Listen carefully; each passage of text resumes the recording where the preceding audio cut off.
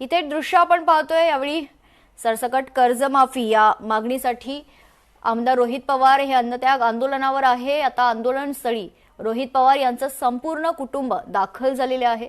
रोहित पवार यांची काल तब्येत देखील खालावली होती आणि त्याच अनुषंगाने आज रोहित पवार यांचं संपूर्ण कुटुंब त्यांना पाठिंबा देण्यासाठी, त्यांना साथ देण्यासाठी या ठिकाणी आंदोलनस्थळी दाखल झालेत।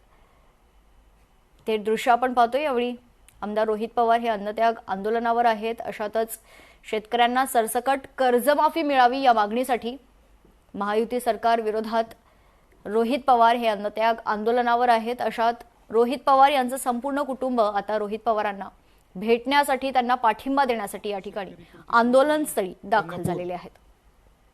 काल देखील रोहित पवार यांची शुगर लेवल ड्रॉप झाली होती आणि त्यानंतर रोहित पवार यांची तब्येत खालावल्यानंतर त्यांच्यावर उपचार देखील सुरू होते आणि आज त्यांच्या आंदोलनाचा हा तिसरा दिवस आणि आज रोहित पवारांच्या आंदोलनस्थळी आता संपूर्ण कुटुंब दाखल झालेलं आहे।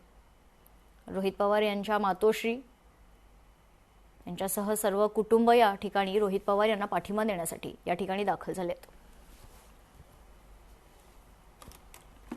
इथे दृश्य आपण पाहतोय। यावेळी रोहित पवार यांचं अन्नत्याग आंदोलन सुरू आहे आणि त्यांना पाठिंबा देण्यासाठी आता रोहित पवार यांचं संपूर्ण कुटुंबच आंदोलनस्थळी दाखल झालेत।